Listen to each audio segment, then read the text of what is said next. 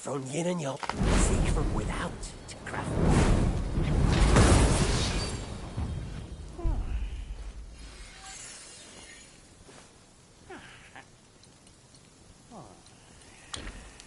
Uncover the secrets of sky and each nature inherits its unique.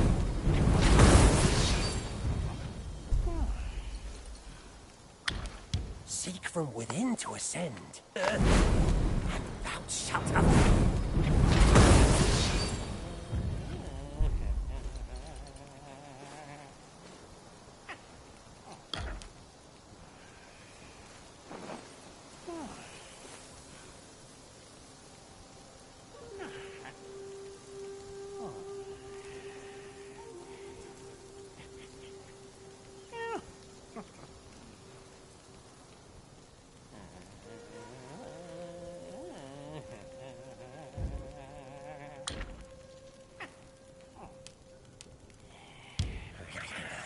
From yin and seek from without to craft.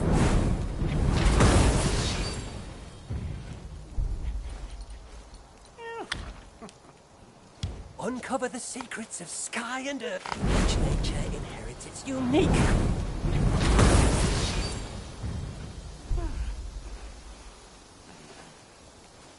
No shame in taking.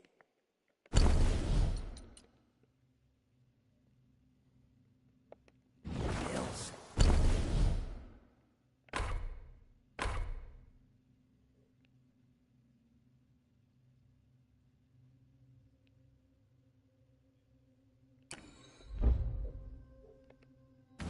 More unfair are the innate skills.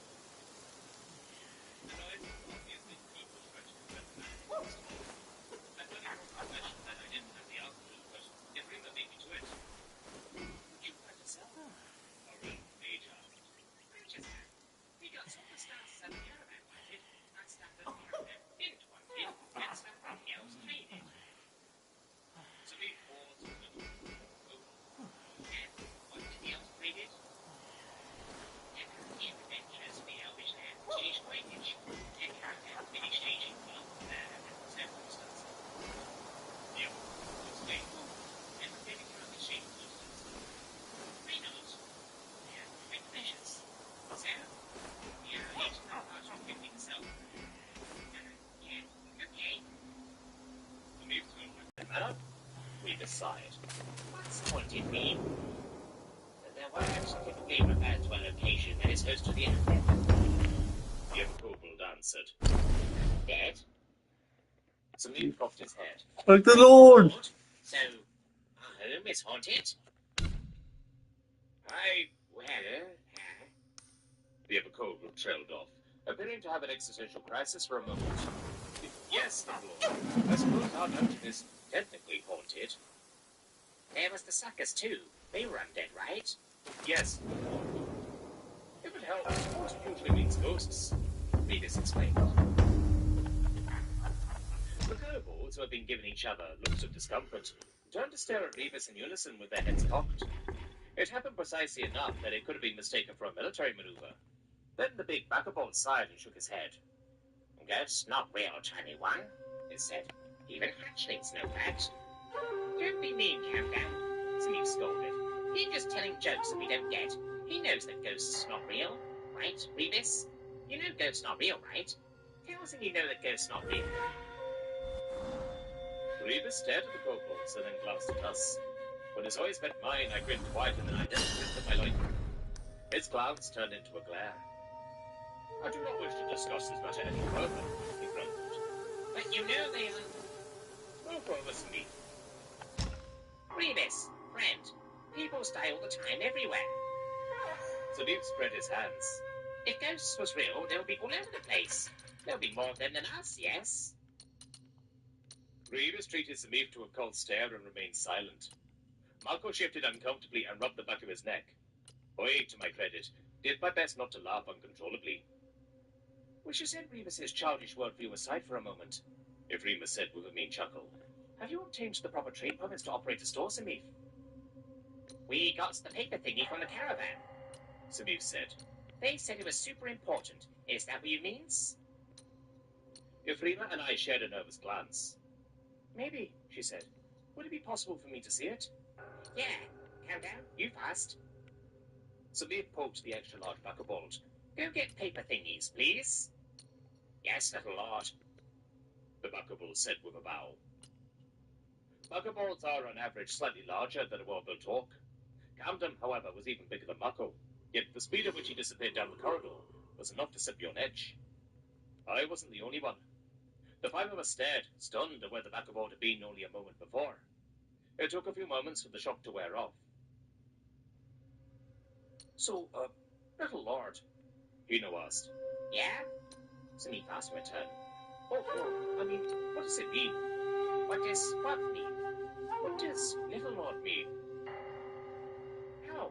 It means little lord, Samir shrugged nonchalantly. The lord is going to teach in the Unified Chieftains. The tallest chief invited him too, and he really wanted to, so he put me in charge of Kerbal developmentals and care. When will he be back? I asked. I don't know. Samif sighed sadly. He has been gone all winter. His paper said that he might be back to Jackson after summer, though. Ah, I'm sorry to hear that. I briefly heard the pattering of feet, but before I could recognize the sound, Camdan was already standing beside Samif, folding a scroll. Samif thanked the Vagabond, took the scroll and offered it to Afrima. She immediately unfolded and began to read. A moment later, she left. Oh. This is what I was afraid of, she said. This document grants you the privilege of trading with an intermediary. So, it's not a trade permit? It is, just not the type you need. There's different kinds of trade permits? Both shock and confusion became apparent on the kobold's face. Oh my, yes. Yours allows you to sell a bulk to any merchant registered with the town. The permits that you require, however, would allow you to set up an area to house and sell goods. There are also permits for temporary vendors, like street stalls or a traveling caravan, as well as permits for importing and exporting goods from outside of the Empire of Calcutta. I think they may need that last one as well, I added. I don't think so, Afrima shook her head.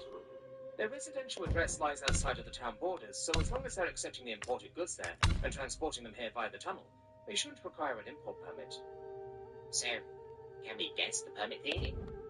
140 to Samif 160? poked his head. Maybe. If I recall correctly, every type of trade permit requires an endorsement. The Venetis Bureau endorsed this one, so they might be able to endorse the kind of permit that you need too. But there are two potential issues that I can see. What are they? I asked. The first will be the ownership of this manor. If the rumors surrounding the building are correct, it's most likely owned by the Talaka municipality. The town will likely have been trying to offload this property for quite a while, so if we suck up to the proper people, we'll be able to buy it for dirt cheap. However, if someone else owns it, we'll have to hunt them down and try to convince them to sell it. We'll have to take care, otherwise they'll try to fleece us. I see. And the second potential issue? Well, the trade permits require signatures from all parties involved. It looks like Larry signed this one, so I'm guessing the formalities were taken care of in the dungeon. To get the proper permit to open a store, though, we're going to need to jump through some bureaucratic hoops.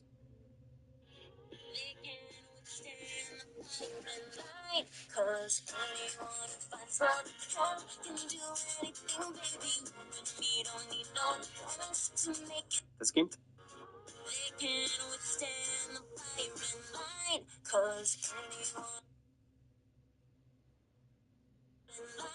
This game time. Well, we're going to need to jump through some bureaucratic hoops. Which means we have to do this in the Capitol building. I sighed. Yes, Afrima nodded. And we're going to have to take Samif with us.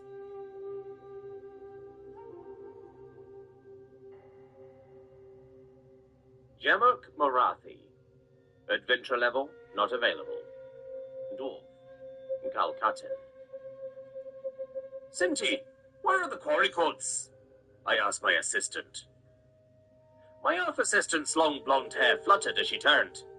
Many a visitor had complimented me for my taste in women, assuming that I had hired Sinti for her looks. The thing is, I wasn't the one who hired her.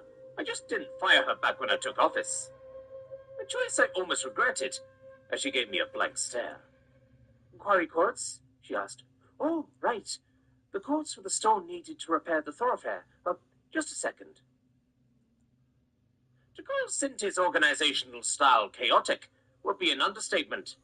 Why sighed as she lifted a pile of fictional books to leaf through the files beneath them. Beneath the files were various office supplies that saw little use, likely due to the fact that they were hidden from view. I couldn't complain much, though. Things may be chaotic, but it somehow works, and at a glance things appear fairly tidy. I wondered for a moment if she had been cursed by one of the fair folk. Something along the lines of, "You will never know organization again, but you can still keep things pretty clean." Probably not. That's awfully specific for a curse. Here they are, Mr. Mayor. I winced at the nickname as she handed me a few folders. It wasn't that it sounded tacky. It wasn't that it was alliterative. It wasn't even that the way she said it made it sound borderline flirtatious. No, there was a very specific reason the nickname bothered me, one that applied only to Sinti. My name is neither Mr. nor Mayor Sinti, I sighed. I know that. Sir? It's been 2 years and you've heard it said hundreds of times. That's why I totally know it, my lord. Do we need to get a nice big portrait of me with a nameplate in extra large font and hang it up where you can see it every day? I asked, almost serious. I said I remember your name, but that's actually a really good idea. The slightly purple eyes turned towards the walls. You get rid of the rickety old shelves that nobody uses and hang it up right over there. So you did forget my name? Well, no, I just... All right, fine, yes. I'm sorry. She bowed apologetically. I'm just really, really bad with names. I've been your boss and the mayor of this town for 2 years, I sighed. Really, really bad doesn't even begin to cover it. Abysmal, atrocious. Even those words don't quite do it justice. I know. She bowed again. I'm super sorry, sir. I'll work harder to remember your name. Bah. I flicked my wrist dismissively. Don't bother. Everyone else in town has it down. It's no big... Wait. You voted for me without knowing my name. Cinti, in the midst of another bow, looked up at me with abject terror in her eyes. It was the kind of look one gives someone who has stumbled upon a terrible secret. My slightly bemused expression shifted. Those words don't quite do it justice. I know. She bowed again. I'm super sorry, sir. I'll work harder to remember your name. Bah. I flicked my wrist dismissively. Don't bother. Everyone else in town has it down. It's no big... Wait. You voted for me without knowing my name. Cinti, in the midst of another bow, looked up at me with abject terror in her eyes. It was the kind of look one gives someone who has stumbled upon a terrible secret. My slightly bemused expression shifted to one of shock. Well, you'll see, she mumbled. Cinti, please tell me that you vote. Yes, sir. I vote, sir. Now do it without lying. I can't, sir. Gods help me. I squeezed the bridge of my nose. The mayor's assistant doesn't vote. What nonsense is this? Loads of people don't vote, sir, she said softly. It isn't as if there's anyone but you to vote for either. The fact that I run unopposed is not the point, Cinti. The point is that voting is more than a right. It's a civic duty. Well, we don't get a vote for our lords or the emperor, so what's the point? Don't give me that nasty shit. The fact of the matter is that I have a lot more power over this town than Lord Yab or Emperor Jack does. Huh? Don't harm me. They can order me to give orders. But do you think they will be willing to come here to ensure that I gave those orders? They probably wouldn't even bother to pay to send a messenger, so I'd be able to just burn the orders and pretend I never received them. They're so far removed from our day-to-day lives that they probably wouldn't even notice until our next round of elections. Really? Yes. Local politics are usually far more important to the average citizen than regional or national politics. If you're not paying attention to who is running, then you're likely to elect someone who's incompetent. Or worse, someone who's competent but has malicious intentions. It's dumb, Cinti. But I didn't vote for anybody, so I didn't elect anybody. Yeah, that's just putting the responsibility into someone else's hands. You don't know how many people out there are going to make a good or bad choice. And by choosing to not make your voice heard, you're allowing other voices to trample your own. That's even dumber than not paying attention to who you're voting for. Fine, Cinti said with a sigh as she took her seat. I'll vote in the next election, even if you run unopposed again. Good. I nodded and turned toward my office door. Sorry for calling you dumb. I'll be in the office if you need me. Where else would you be? Good point, I chuckled as I entered my office. I closed the door behind me and took a seat at my desk. Telecom's mayoral office was much more modest than my previous office had been, but I found it to be more comfortable. Cozy even. It was definitely a little heavy on the brown, though. My desk, the walls, and even the floor were made of the same type of stained wood. The rest of the building was stone, so entering my office for the first time was usually a little jarring. That was likely by design, though, and I had used it as a tactic in various negotiations. With a deep breath in and out, I began to review the quotes. The road builders had wanted to purchase stone from a specific quarry, but the quarry in question was fairly distant from the town, and the cost had looked high to me. It didn't take long to determine that they were overcharging by a wide margin. Fucking amateurs, I chuckled. The road builders had likely been offered a kickback, and this was probably their first time participating in such a scheme. It's a pretty simple scam, too. The quarry overcharges the city, and the builders get a cut of the extra profit. Expert grafters would have threatened to walk or offer me a bribe instead of allowing me the opportunity to look at extra offers. Such schemes are pretty common in the Empire of Calcutta, especially in municipalities that have inexperienced leaders. It's a fair enough practice so long as it doesn't toe the line of extortion or actual fraud. It would be best if these builders refrain from attempting this in the future, though.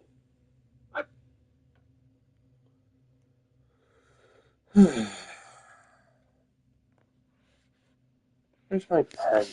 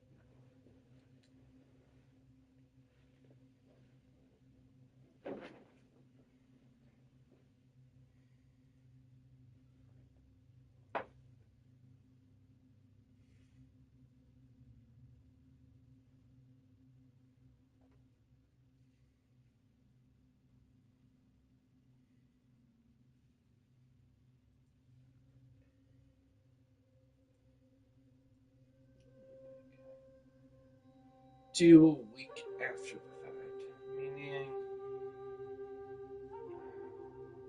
7 would be February 11th.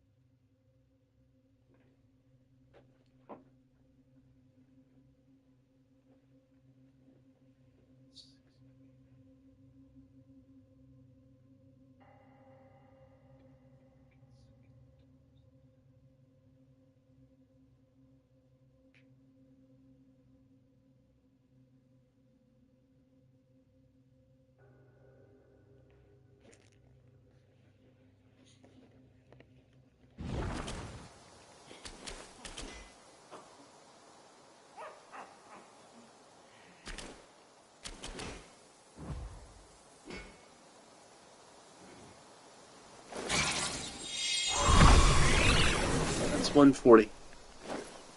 1, 2, 3, 4.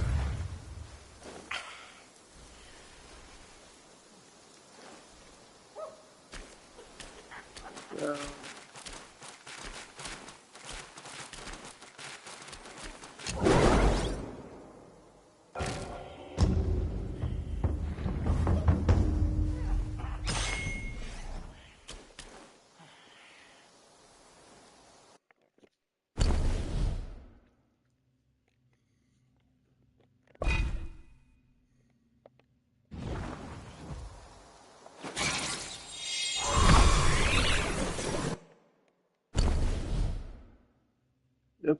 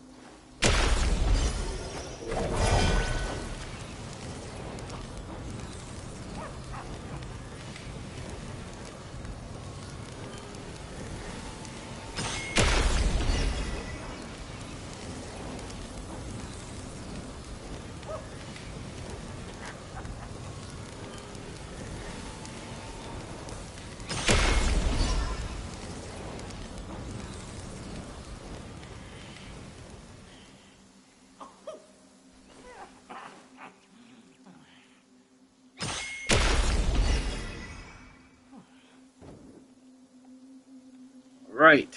Now that I have an exact now I can get an exact number.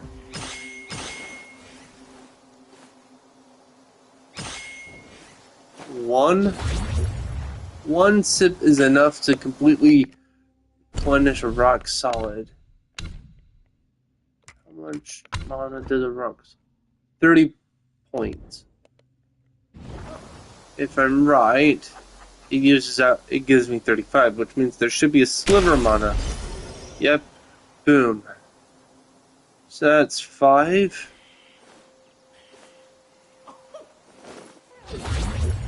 That should be 40 then.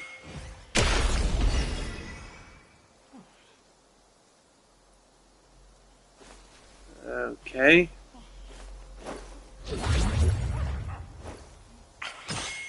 Now that should be 45.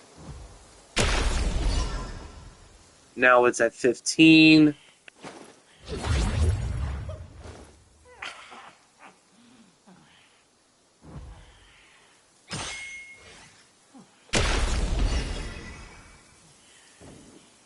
Now it should be at 20.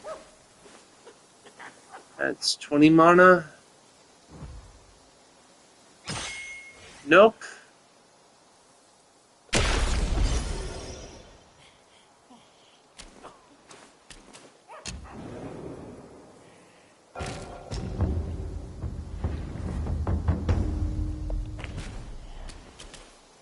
Oh, I know an even better way. Now I wouldn't be able to cast spells to use up my mana. Let's see. Let's go with...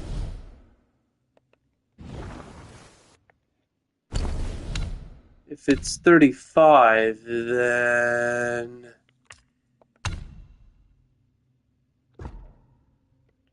Alright, 90 plus 30, that's 120. 35, 70. 105. 140.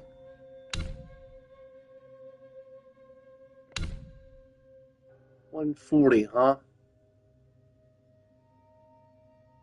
Yeah, that's... 140 would be... 4 sips from my board. 35, 70, other half of 35.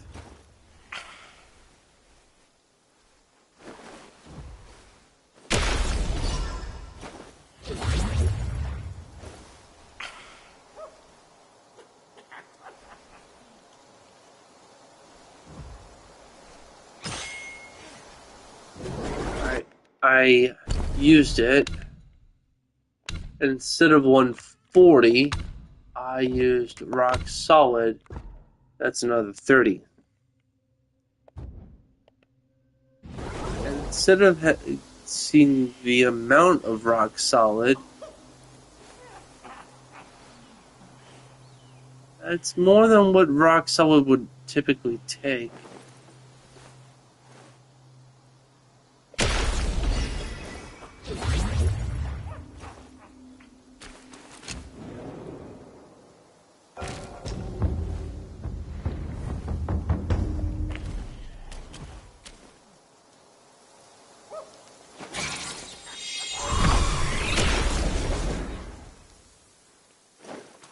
One, two, three, four.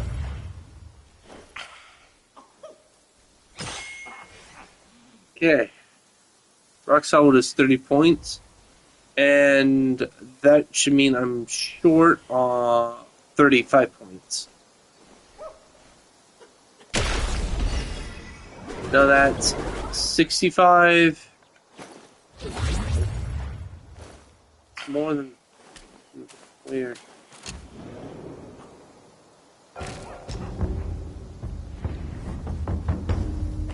Let's microdose this. That's 90 points. 35, 70.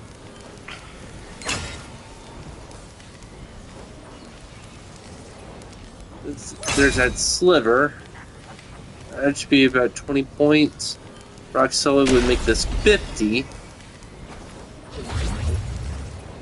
But that's not the case, so...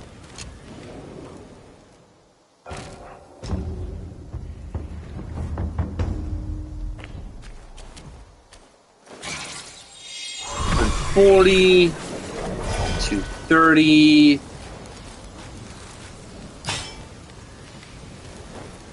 1, 2, 3, 4, 5, 6. I'm doing mana math.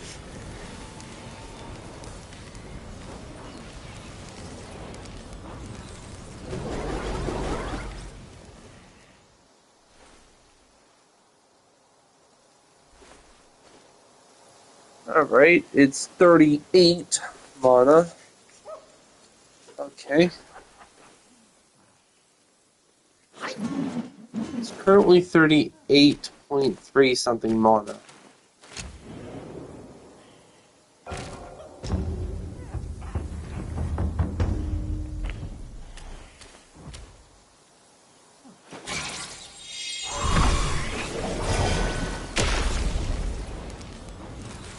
Alright.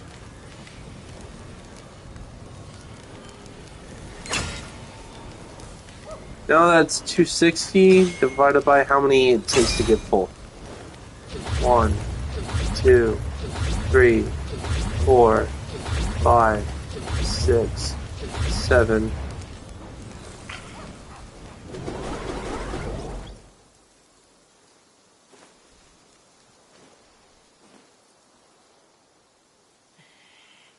Somewhere between 38 and 37 mana.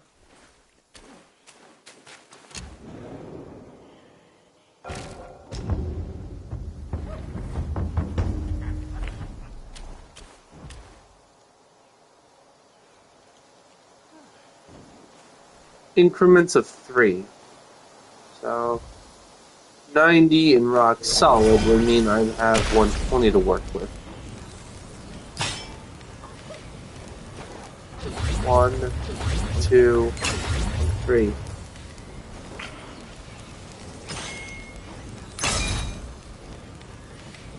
That'd be 40.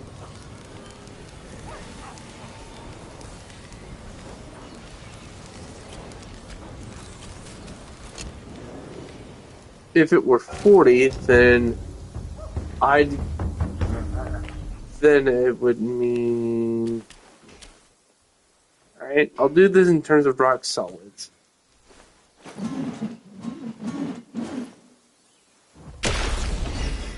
I'll do a rock solid. And then I'll do a second rock solid. If it really is 40, then I went from losing 60 to regaining, only having about 20 lost.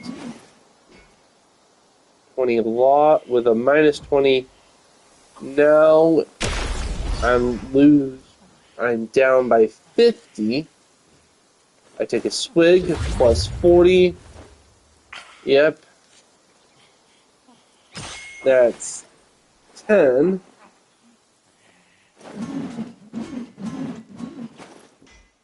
And now if I do a third rock solid, this should be the exact amount of 40.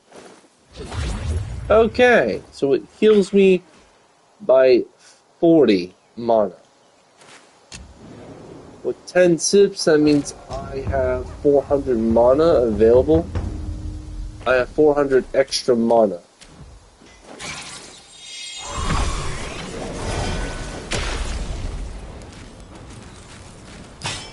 I just used up 40 plus 90 plus 30. I just used up 260. Make that 290.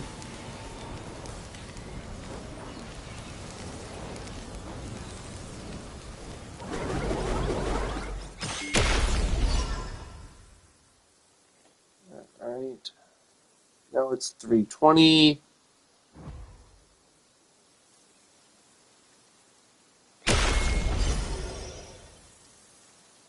Now it's 350.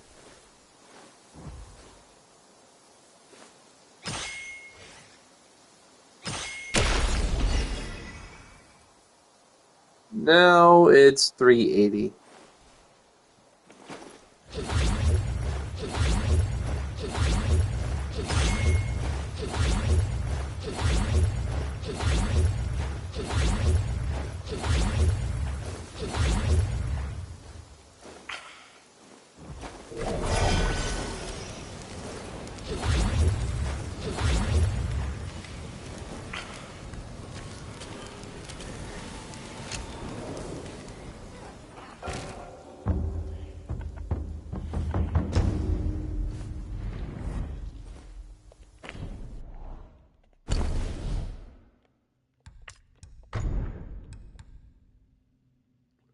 Oh, that dude's gourd. Slowly recovers gourd uses.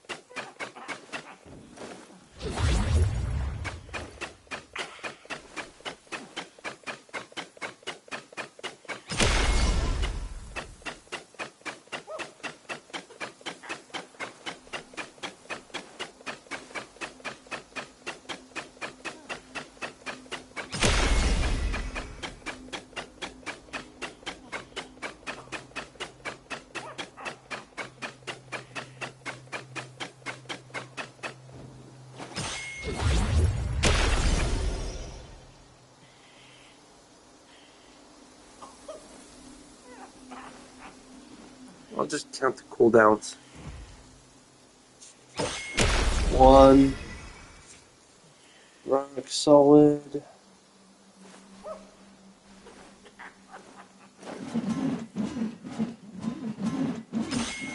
Two.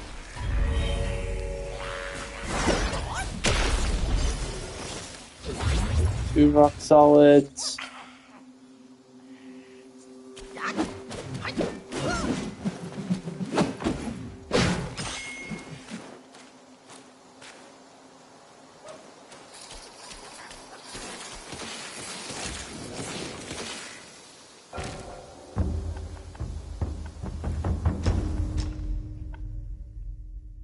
I'm just gonna let his lecture play in the background.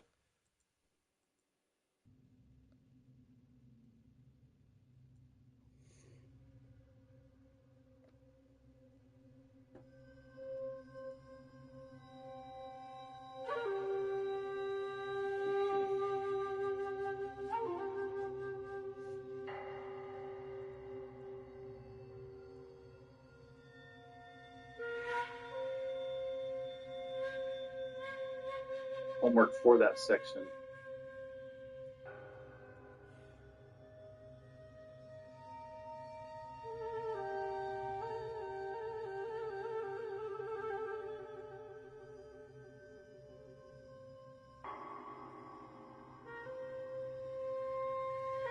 Password to access the Wi-Fi.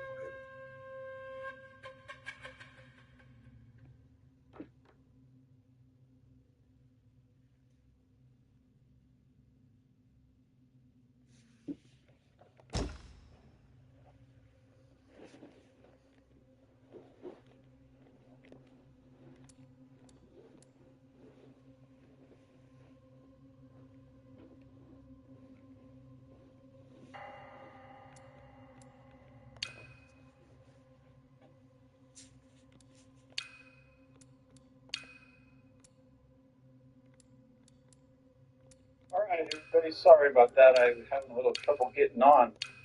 I had to change my my password to access the Wi-Fi over here.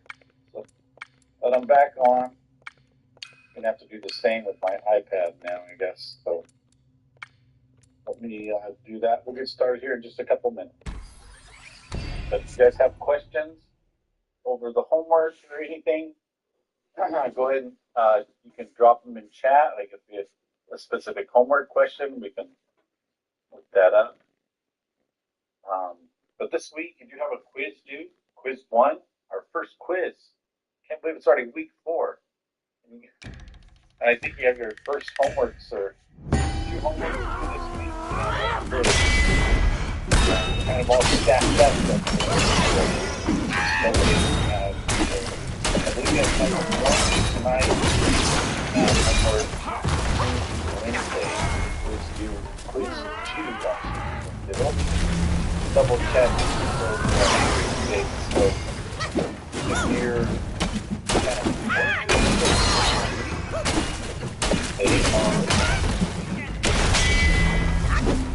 assignments, the manager will for me here, but on campus, you're just going to go and log in, and then all assignments button, and then we log into that. Hit that, open up the new window, you'll see all of the assignments that are open and their due dates. So looks like you guys have homework 1 was already due on last week. Okay, so that was last week. That's Wednesday.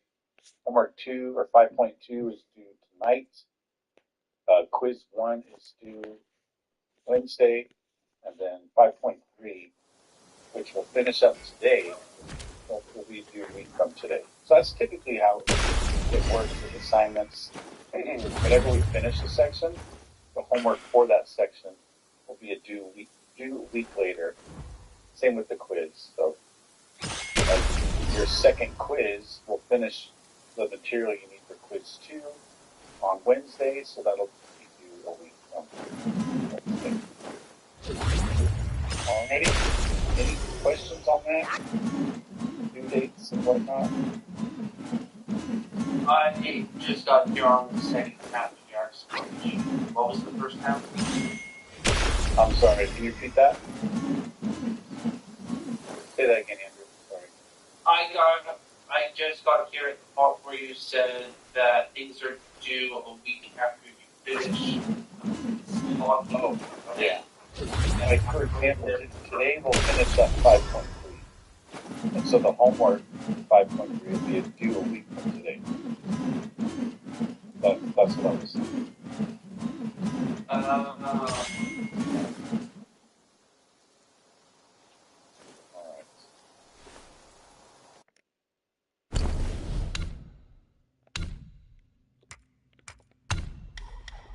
I'm going to try to rejoin this network here and type the password. All right, there we go. So feel free to drop any questions you guys have in chat. I'd like to spend the first 10, 15 minutes of class answering questions you guys have on the homework. And Wednesday, I'll actually pick a couple problems from the quiz that are due that night. So that'll be something I'll have for you guys on Wednesday. I'll pick a couple problems I think that it might be challenging on quiz 1. We'll go over those together as a class. And see how you guys are feeling. But if you have any quiz-specific problems, like you tried quiz 1 over the weekend, you get 3 attempts. If there was something on there that you were struggling with, then I'm struggling. Today was my backpack. One of those days, huh? All right, so what do you guys got? Anything at all?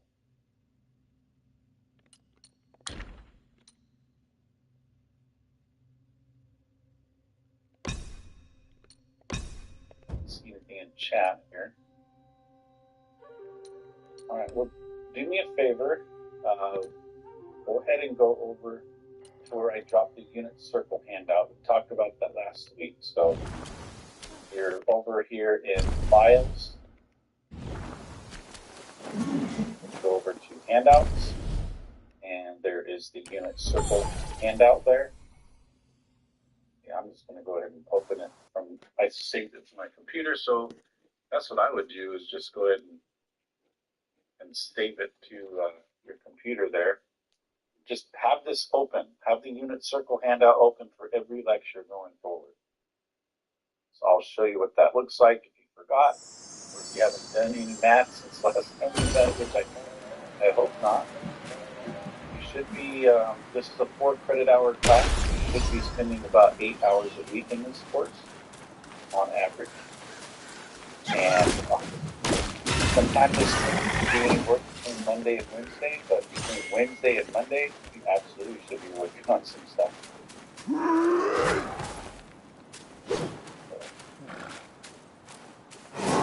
Here is the handout I'm talking about.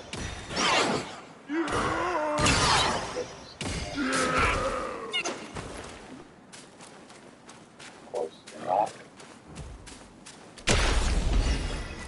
Oh, you are.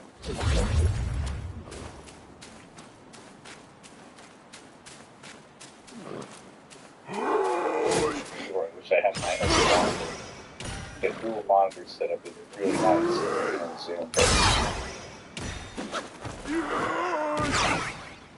Alright, so this unit circle here, we're going to talk about everything that's going on around this circle today. What are all these really represent? We've done a lot of work here in this table where we've verified values. We're doing a little bit more work today. So we verified the first 5 rows, like finding the sine, cosine, tangent, and the function values for all of the figures. We did that last week. Now we're going to do other units that are bigger than 90, 120, for example, 225. Find the trig values of those tables. And if we notice, like in the first 5 rows of this table, all the values are positive. But when we go creep down this table, at 120, 150, for example, 300, you see some negative values in there. Well, why are those values? That's Okay. So just have this out open on your computer because we'll reference that.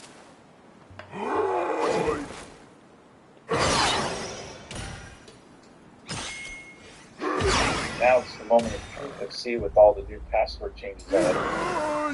I can link up my iPad with the Zoom session. That's all it's kind of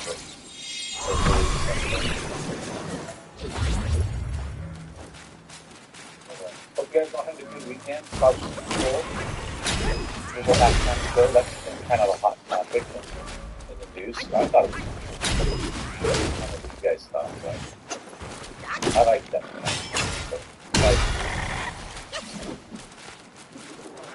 So I did put back because I guess it was too hot.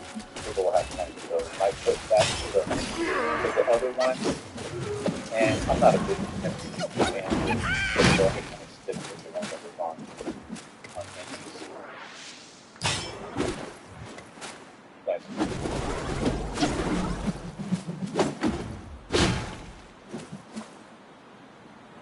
Alright, so let me go ahead and share my iPad and we'll review a little bit about what we talked about Wednesday. Give me a thumbs up if you guys can hear me.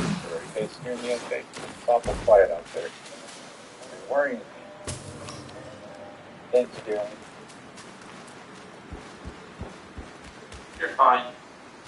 Okay, you guys just ready to get going, huh? Ready to get started on the trig function.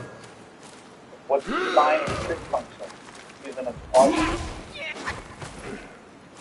All that stuff we talked about now. So here's kind of where we ended up last week. And just draw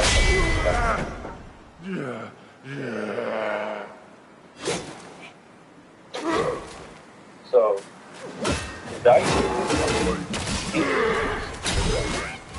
depends on the angle that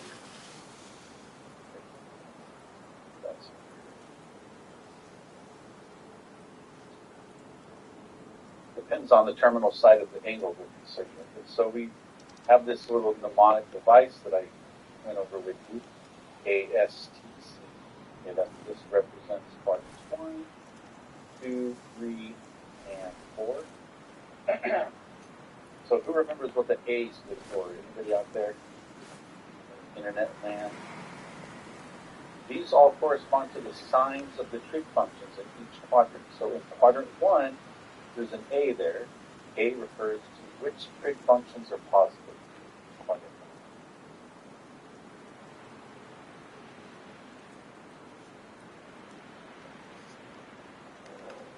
1. All?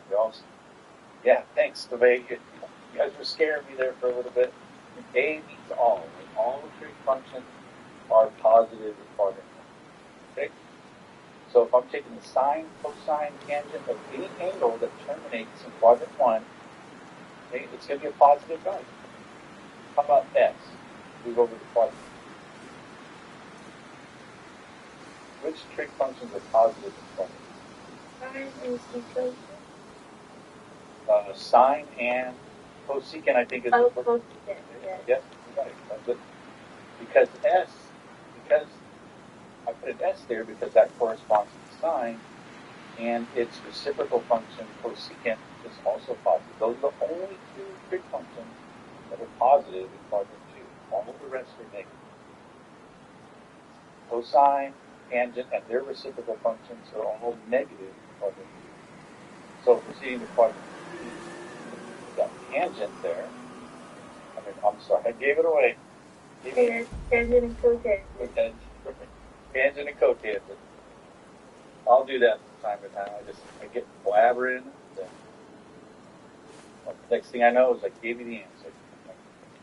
Tangent and cotangent are the only trig functions positive in quadrant. That's the T. Right? T for tangent. S for sine. A for all.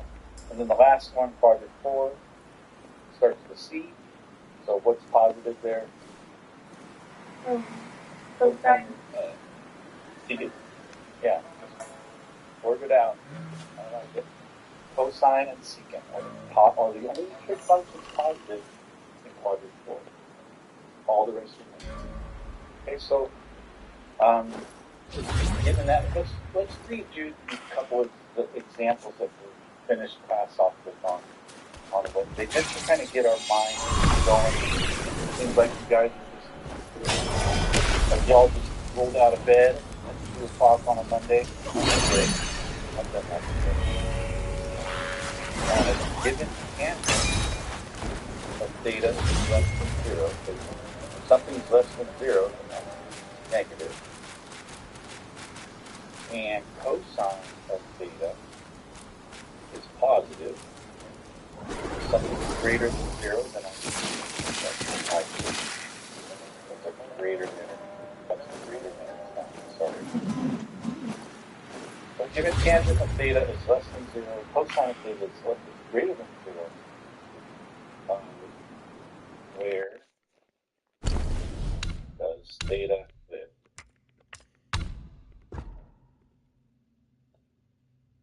So we're just going to break this down one piece of information at a time. Okay, I've got 2 pieces of information given. Tangent is negative, cosine is positive. Well, where does theta live if these 2 conditions are true? Well, let's start with tangent being negative. Redraw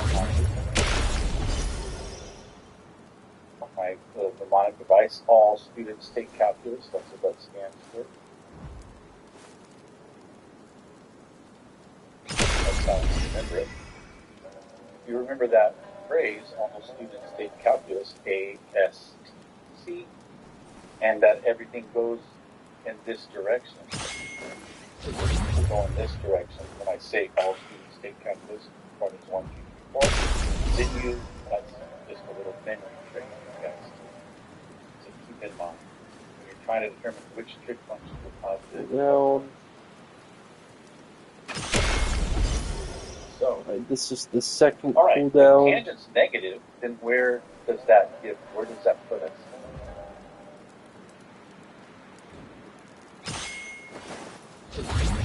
Where is tangent negative? Quadrant 2 or 4. One cooldown. Because tangent's positive in 1 and 3. So I'm just going to put, hey, that means we're going to use quadrants 2 or 4. The Based on second this. cooldown. The second piece says cosine is positive, but well, which one of these check marks is cosine positive? Quadrant 4. Quadrant 4. So double check mark there. So So almost like perfect that carry means theta is in every other. quadrant 4, or you can I, B, I1, whichever one suits you best. This little symbol right here that I drew that looks kind of like a the theta is in quadrant 4. Based on that, those 2 pieces. Alright, so you guys ready to move on to something a little more challenging?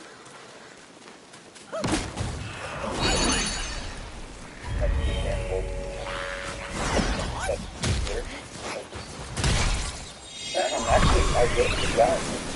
Here, try it. Did anybody try this and get any answer? We're going to find cosine of theta.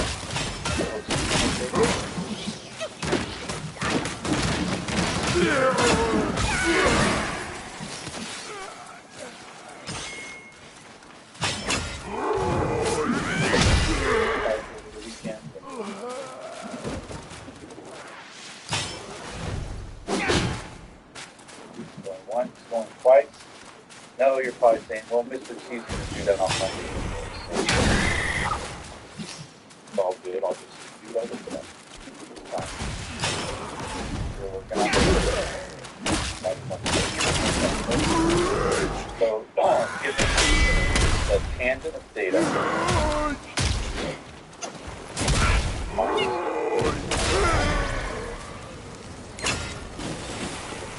cosine of theta positive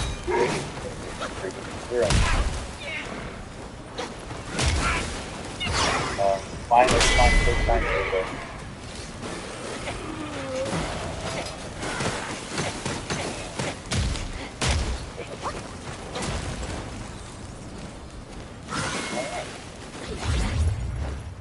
Well, when I'm trying to determine these strict functions, these strict function values, given an angle, the cosine of that, angle, the cosecant of that, these two, I need to first know where the theta is.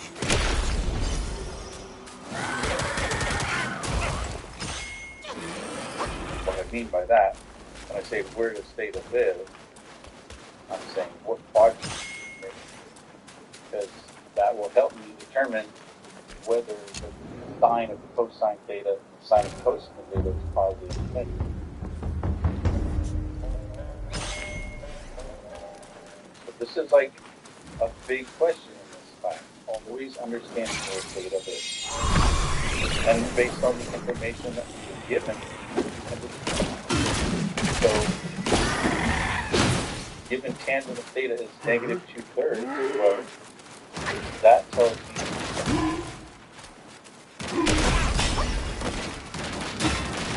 that's less than 0. That's a negative value, so I've got a negative and a positive cosine.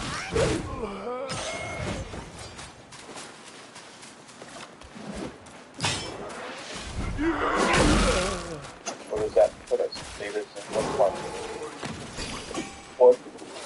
4. Just did that. We had a negative tangent and a positive cosine, so we know that theta is quadrant. Now that I've answered this question, I can proceed on to the rest. So now I need to find cosine. Well, let's just start with that. Cosecant later. Cosine of theta is equal to x over r. Remember, last week we talked about all of these trig functions and what their values were. There's cosine of theta was x over r, sine of theta was y over r, tangent of theta was y over x. So hopefully you have all of those handy or memorized. Cosine of theta is x over r. Well, I need x and an r. How am I going to get those values? I'm going to get it from this. I know tangent of theta, sorry, theta is missing.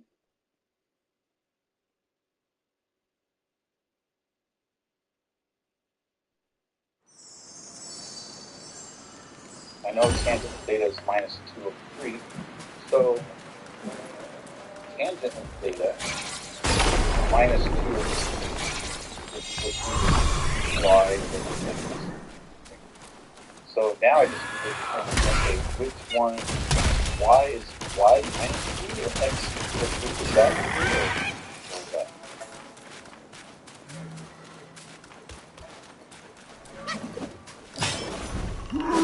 I'm in quadrant 4 though. And since I'm in quadrant 4, that means x is positive and y is negative. Quadrant 4. So you see how that's important that we know where theta lives? Now that I know if theta is in quadrant 4 and x is positive and y is negative, I can look at this tangent of theta equals minus 2/3 and identify which is the 2. Which one is, I can identify which value to take. Like I could take y equals 2 or negative 2, or x is 3 or negative 3, given that tangent theta is minus 2/3. Well, this tells me exactly what to do. This tells me that x is equal to 3 and y is equal to minus 2. Any questions on that?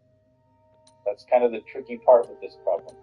But it all stems from knowing where theta lives. Theta is in quadrant 4, so I know my x's are positive and my y's are negative. Tangent of theta is minus 2 over 3, which is y over x. Well, y could be 2 or negative 2, but in this case, y has to be negative 2 in And x has to be positive 3 because of this. Because x is positive and y is negative. Does that say sine by tangent beta? Beta? Right here? Yes. That was a really crappy handwriting there of sense. Sorry. You're good.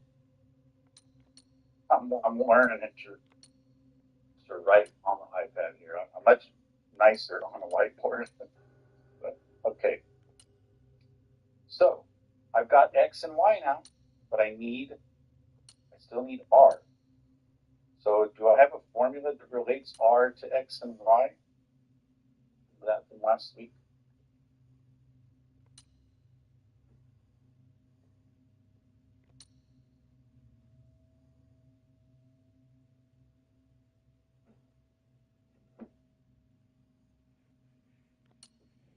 R equals R was, x squared plus y squared, and then like the square root over all of it. yeah, there you go.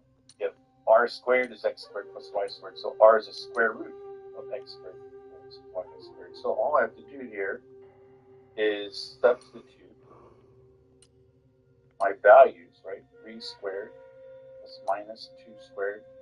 Remember, if my x or y are negative, put those in parentheses because that'll remind me to square the negative as well. So I get 9 plus 4, which is the square root of 13.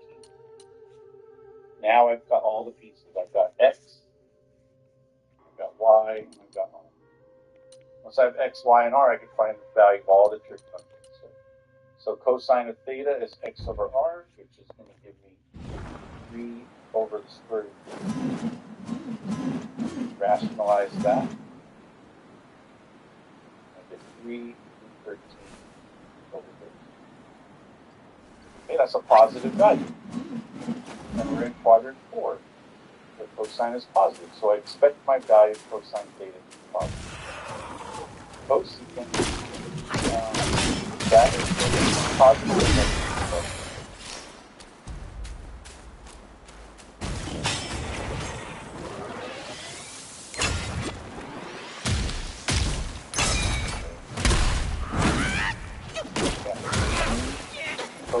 Cosine is up here is positive, so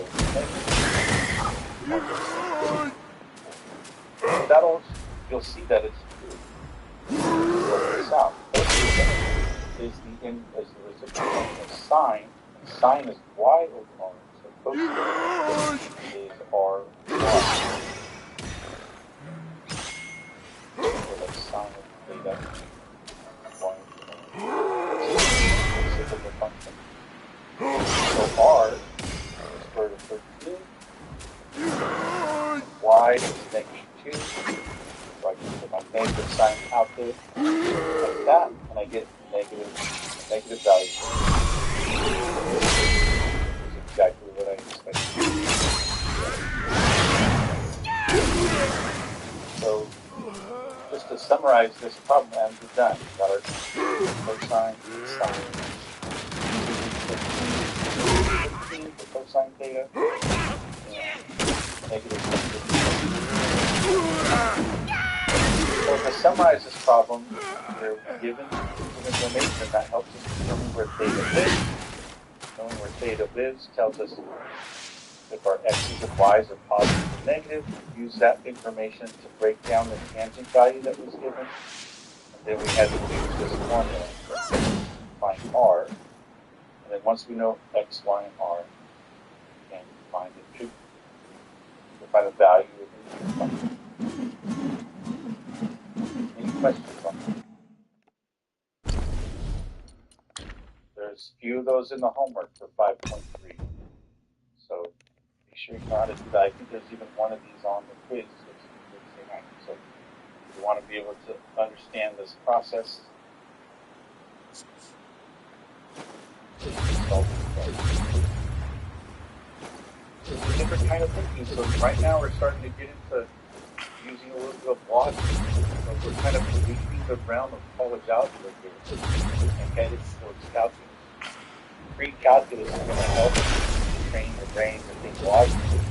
It's a little bit more hard for college algebra. this is one of those problems that will help train your brain to make sure you're doing it.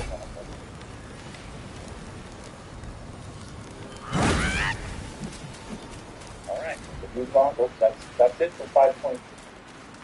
That first, we're still in 5.2. But for that topic, we're going to shift gears now and talk about reference angles. And if you read my announcement that I posted yesterday, I said that reference angles were one of the more important topics of this class. But let's break this down. Like, what is a reference angle? Well, it's an angle, for sure, because that's part of the word. What is the word reference? And tell me what, in any context, reference. When do you use the word reference?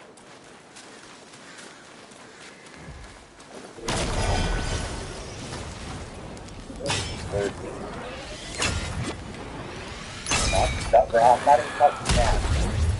I'm talking about the word reference. In art, we would use a reference picture to base an underground code. Yeah, like you would, so if you're drawing like some sort of like a still, like a piece of fruit. You would have like an apple on a table or something, and then you would draw that apple from your reference. Like what you create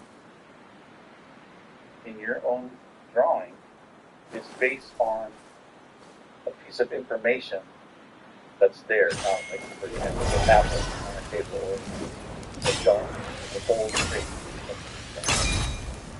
Anybody else? When you need a comparison. Say that again. So when you need A comparison? Okay. So give me a little more context there.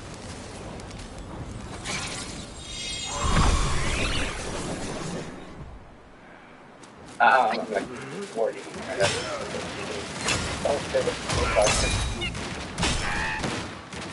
I mean, you guys involved with essays and term papers.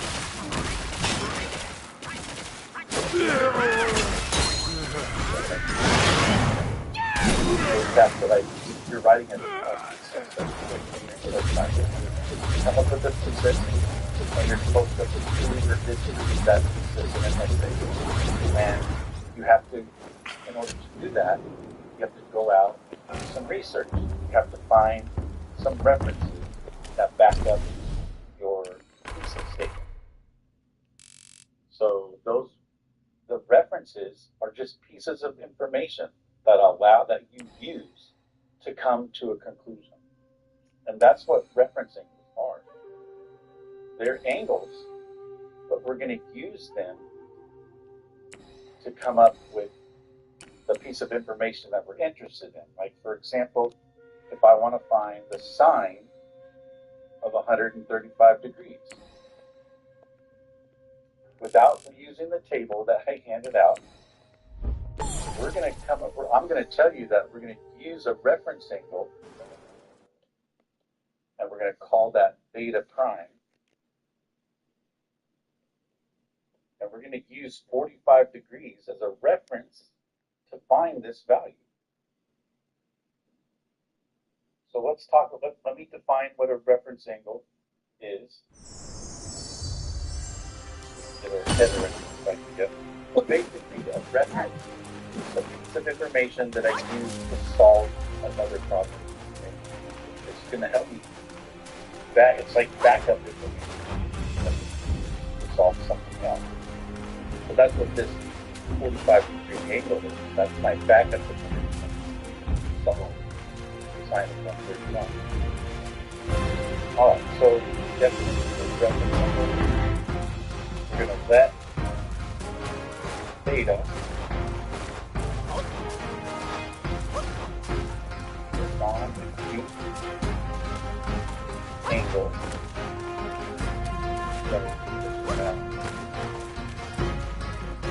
notice the angle I gave you in my example was non-acute, right? 135. Because we don't know how to find the sine, cosine, and tangent of all angles that are less than 90. right? That's a right triangle trig.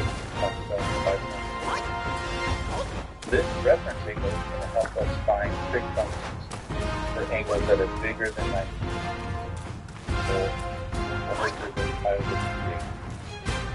That's why we start my definition. Let theta be a non-acute angle. Non-acute angles are these angles bigger than 10.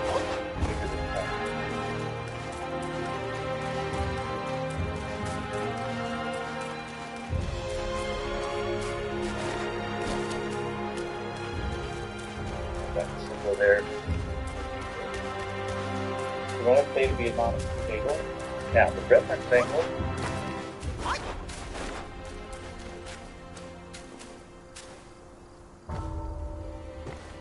and we're going to call it theta prime. That little tick mark there, I'm going to do is prime. The reference angle theta prime is the positive acute angle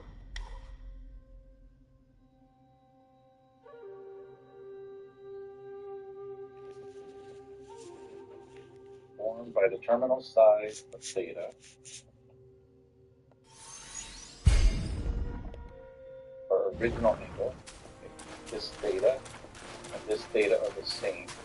The reference angle theta prime is a positive angle formed by the terminal side of theta and the x-axis.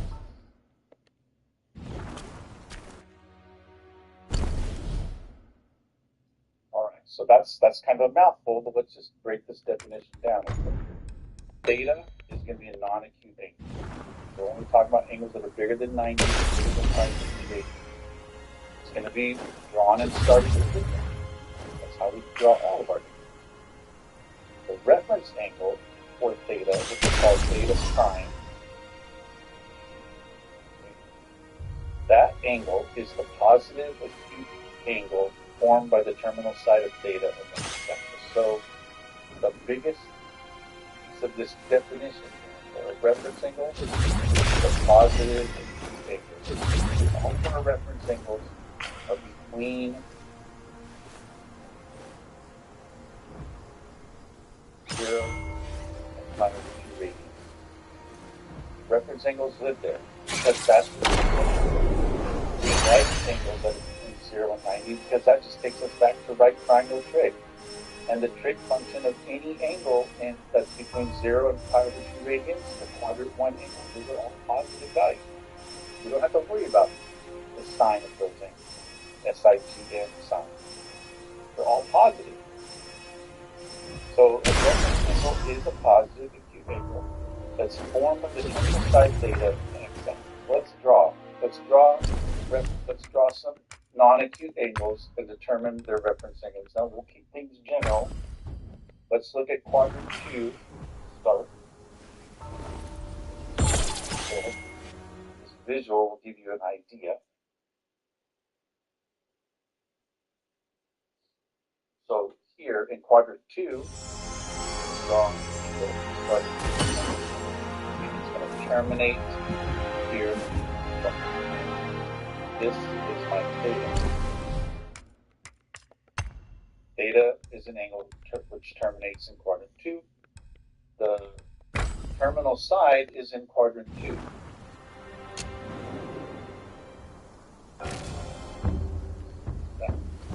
That's the terminal side is in quadrant 2. Now, the reference angle for theta is the positive acute angle formed by the terminal side of theta and the x-axis. Now, I've got two ways to go, okay, between the terminal side and the x-axis. So why the x-axis is a horizontal axis. So if I'm looking for the positive acute angle formed by the terminal side of theta, the red line, quadrant 2, and the x-axis, I can go two ways, right? I can go this way, that's the x-axis in the terminal side of theta, the green arrow, or I can go back to this way, the orange arrow. So my question to you is, based on the definition for reference angles, does the green arrow represent my reference angle or the orange arrow?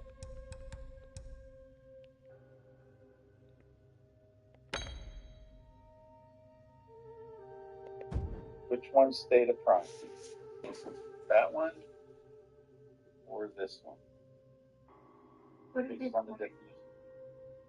Go ahead, Neve. Would it be the orange? Okay, is it the orange? So the orange, is that a positive acute angle? Look at the orange angle. Oh no, it would be the green. Green. Why did you switch? Why did you change your mind? Because acute is like the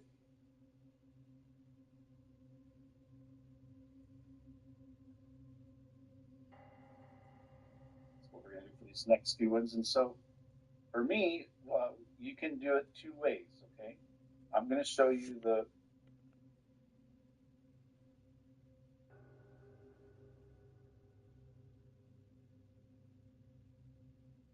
graphical way first.